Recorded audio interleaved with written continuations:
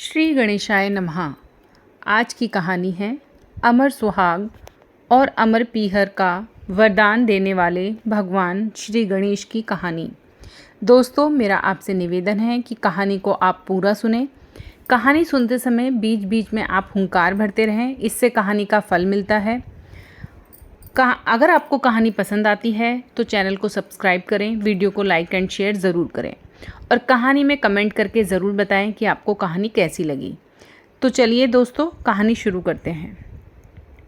बहुत समय पहले की बात है। एक गांव में भाई बहन रहते थे।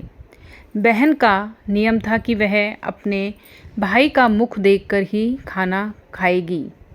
वह सुबह जल्दी उठती, घर का सारा काम करती और फिर अपने भाई के घर चली जाती थी।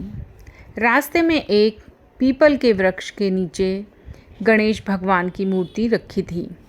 वह रोज़ उनके सामने हाथ जोड़ती और उनसे प्रार्थना करती कि हे गणेश भगवान, मेरे जैसा अमर सुहाग और मेरे जैसा अमर पीहर सबको देना।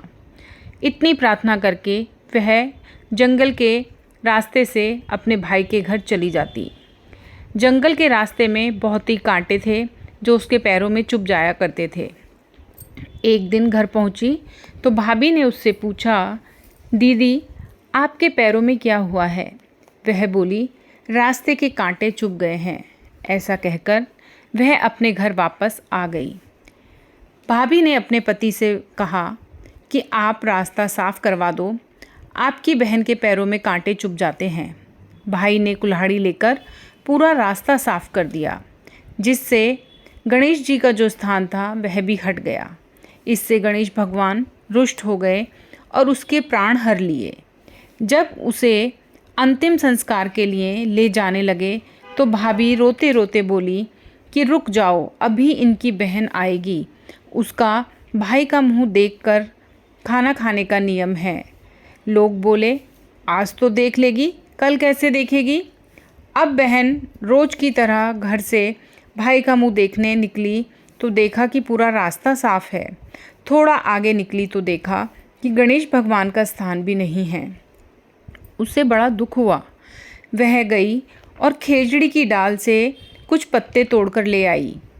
गणेश भगवान को उसने वहाँ बिठाया और हाथ जोड़े और उनसे फिर वही प्रार्थना करी कि हे गणेश भगवान, मेरे जैसा अमर सुहाग और मेरे जैसा अमर पीहर सबको देना। अब क्या था, भगवान गणेश सोच में पड़ गए कि अगर इसकी ना सुनी तो कौन मानेगा हमें, कौन हमारी पूजा करेगा, कौन हम पर विश्वास करेगा।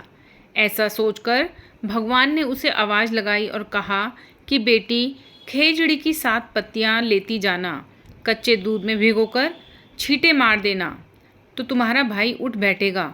लड़की ने पीछे मुड़कर देखा तो वहाँ कोई भी नहीं था। फिर उसने सोचा, जैसा सुना है वैसा ही करने में क्या जाता है। उसने खेजड़ी की 7 पत्तियां तोड़ ली और घर की तरफ चल पड़ी। घर पहुंची तो देखा घर में लोगों की भीड़ लगी है और भाभी भी ज़ोर ज़ोर से रो रही थी।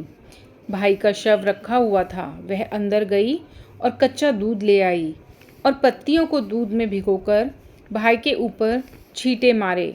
उसका भाई तुरंत खड़ा हुआ और बोला, अरे आज तो बड़ी गहरी नींद आई बहन।